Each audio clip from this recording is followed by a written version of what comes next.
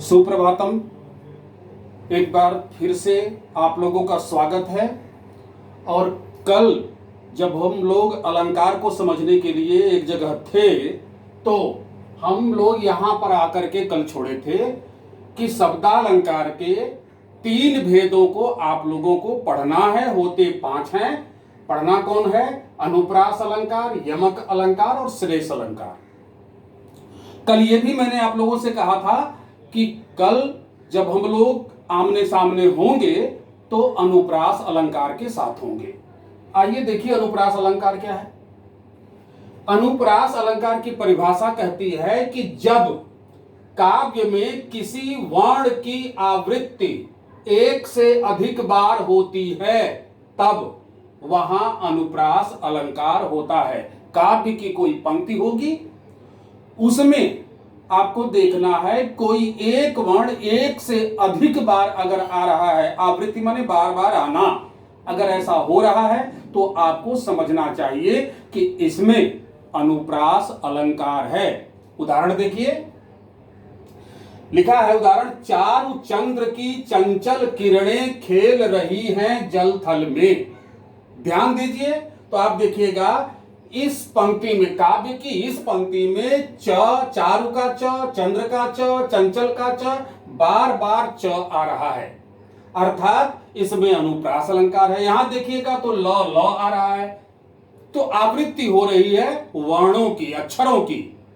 उसी प्रकार से और भी उदाहरण आपके सामने रखे गए हैं कि मन मधुकर मद विहवल हो विहरे, अचल सरसिज दल पर पल पल विचरे। इसमें भी आप देखिए म की आवृत्ति हो रही है, प की आवृत्ति हो रही है, ल की आवृत्ति हो रही है। इस प्रकार से इसमें अनुप्रास अलंकार है। उसी प्रकार से इस उदाहरण देखिए कि बंदम गुरुपद पदुम परागा, असुरुचि सुबास सरस अनुरागा। आप देखिए प की आवृत्ति हो रही है, द की आवृत्ति हो रही है, स की आवृत्ति हो रही है। तो इन पंक्तियों में क्या है? अनुप्रास अलंकार है। उसी प्रकार से इसमें भी आप खोज लीजिएगा, रीझ रीझ रहसी रहसी हंसी हंसी उठे, सांसें भर आंसू भरी कहत दई दई। उसी प्रकार से शेष महेश गणेश दिनेश सुरेश हुजाहि निरंतर गाँव, अर्थात इसमें आप देखिए र की आवृत्ति, झ की आवृत्ति, र की आवृत्ति। इस प्रकार से जब वर्णों की आवृत्ति होती है तो वहां पर अनुप्रास अलंकार होता है। ये जितने उदाहरण आपके सामने दिए गए हैं सब में आप देखिएगा कि वर्णों की आवृत्ति हो रही है। अब जैसे इसके अतिरिक्त बहुत सारे उदाहरण कई बार पूछे गए। जैसे पूछा गया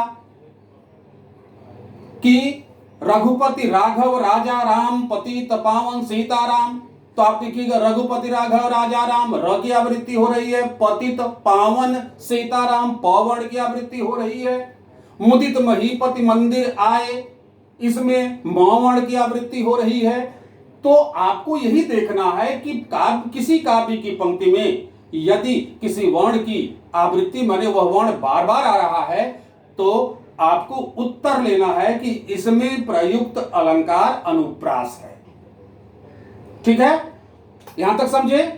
अब क्या है कि इस अनुप्रास अलंकार, जैसा कि मैंने कहा था, इसके भी भेद हैं।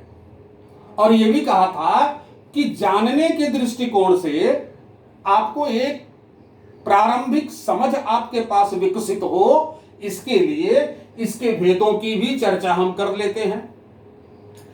यहां देखिए ध्यान से कि अनुप्रास अलंकार के 5 भेद होते हैं। पहला श्रुत्यानुप्रास, दूसरा छेकानुप्रास, तीसरा वृत्त्यानुप्रास, चौथा लाटानुप्रास और 5वां है अंत्यानुप्रास। एक और चीज आपको बताते हैं कि इसमें से आपको प्रश्न बनकर नहीं आने हैं। आपके पाठ्यक्रम में अनुप्रास तो पढ़ना है मगर अनुप्रास के भेद को नहीं पढ़ना है, लेकिन आप जान लें, उसका हम एक प्रयास कर रहे हैं। आप जान लेंगे तो जैसे ही बड़ी कक्षाओं में आप जाएंगे तो स्वाध्याय भी करने बैठेंगे तो उस समझ के माध्यम से आप समझ सकेंगे। यह प्रयास मैं आप लोगों के साथ कर रहा हूं। अब देखिए अगर इसका पहला उदाहरण श्रुत्यानुप्रास है तो श्रुत्यानुप्रास कहते किसको हैं? श्रुत्यानुप्रास जो है वो किसको कहते हैं? तो असल में क्या होता है कि जहां एक ही उच्चारण स्थान से, प्रत्येक वर्ण का उच्चारण स्थान होता है, तो जहां एक ही उच्चारण स्थान से उच्चारित होने वाले वर्णों का साम्य वर्तमान हो वहां श्रुत्यानुप्रास होता है। जैसे उदाहरण नंबर 2 देखिए, मन मधुकर मद विह्वल हो विहरे, चल सरसिज दल पर पल पल विहरे। अब आप देखिएगा, म का उच्चारण स्थान एक है, म का उच्चारण स्थान एक है। उसी प्रकार से जो इसमें सर है, स का उच्चारण स्थान एक है, प का उच्चारण स्थान एक है, प का उच्चारण स्थान एक है, ल का उच्चारण स्थान एक है। जहां ऐसा होता है वही होता है श्रुत्यानुप्रास।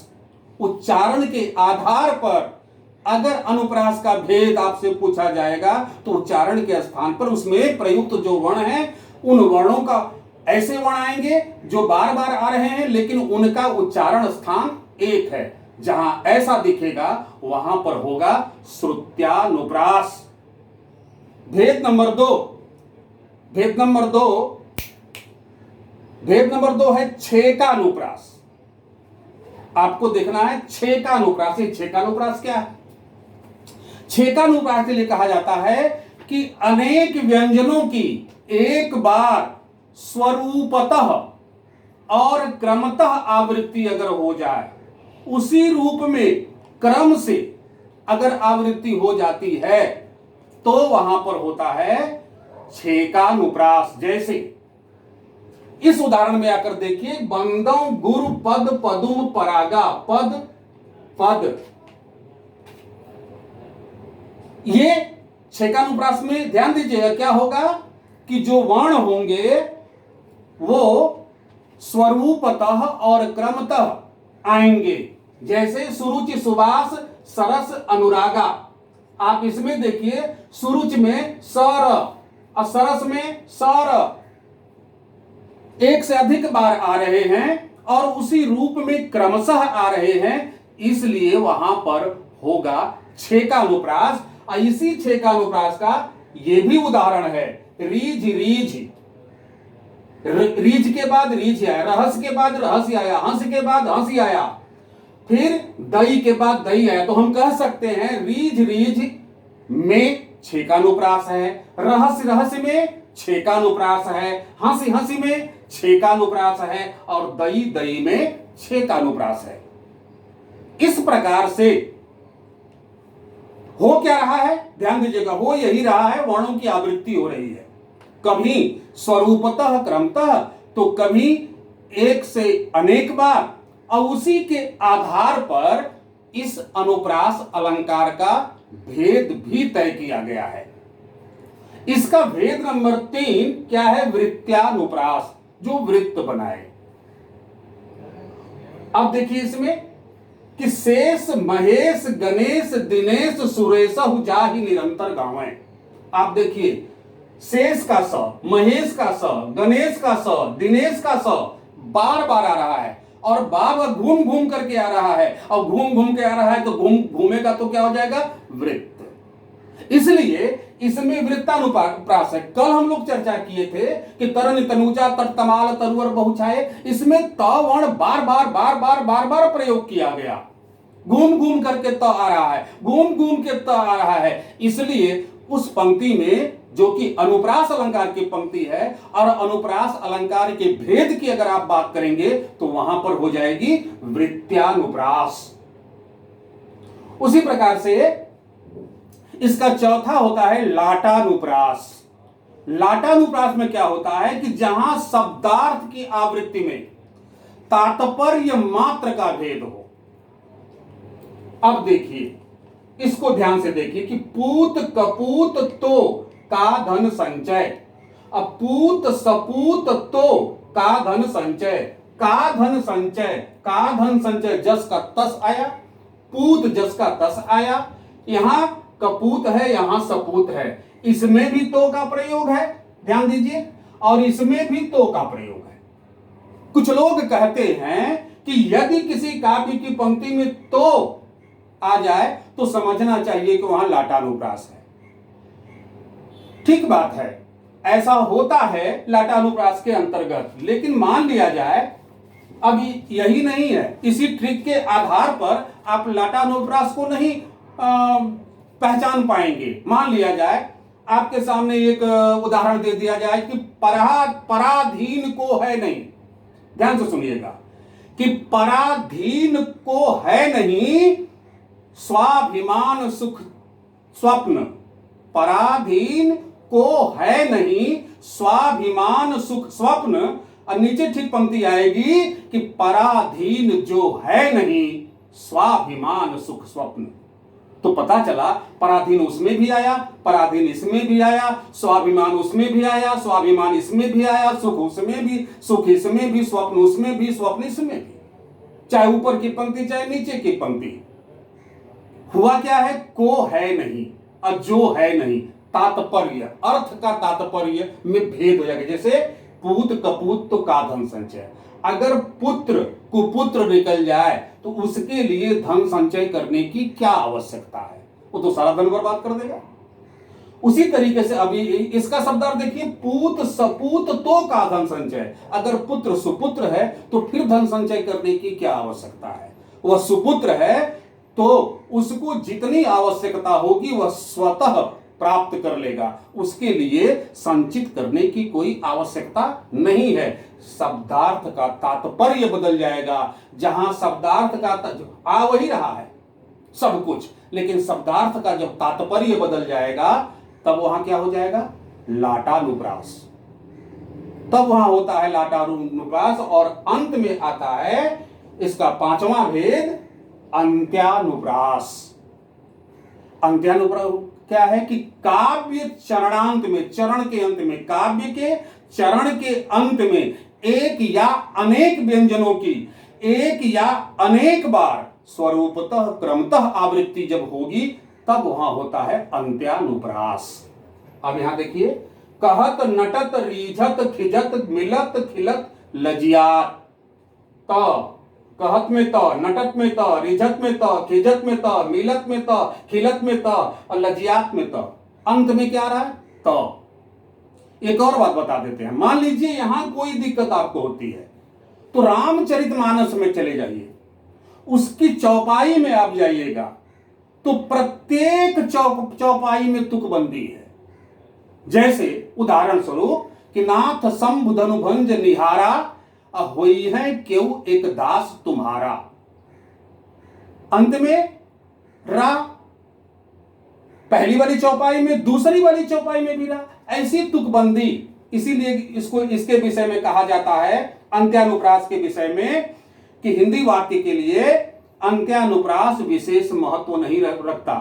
क्यों? क्योंकि कारण इसका यह है कि अधिकांश इसका भाग तुकांत में ही उपस्थित रहता है, लेकिन ये अनुप्रास का एक भेद है, यह भी उतना ही बड़ा सच है। अर्थात अब वापस आइए कि इसमें जितना भी 1 2 3 4 5 6 7 8 उदाहरण आपको दिए गए हैं, सब में अनुप्रास अलंकार है। आपको यह जानना है कि सब में अनुप्रास अलंकार है। क्यों? क्योंकि हर उदाहरण में आप जाकर के देख रहे हैं तो क्या पा रहे हैं, पा ये रहे हैं कि उसमें वर्णों की आवृत्ति हो रही है। अर्थात काव्य की जिन पंक्तियों में वर्णों की आवृत्ति होगी उन पंक्तियों में अनुप्रास अलंकार होगा, यह निश्चित है और ये आपको समझना है। उम्मीद मैं करता हूं कि आप कम से कम अनुप्रास अलंकार के लिए आने वाली पंक्तियों में कोई गलती नहीं करेंगे। आप देखेंगे कि यदि वर्णों की आवृत्ति हो रही है तो आपको उत्तर लेना है कि इसमें अनुप्रास अलंकार है। और आज हम यहीं इस पाठ को समाप्त करते हैं ताकि ज्यादा बोझ आपको न पड़े। आराम से सीखते चलें। कल हम लोग जो जिक्र करेंगे वो जिक्र करेंगे यमक अलंकार की और श्लेष अलंकार की, यानी शब्दालंकार का दूसरा और तीसरा भेद कल आपके सामने रखा जाएगा। तब तक के लिए धन्यवाद।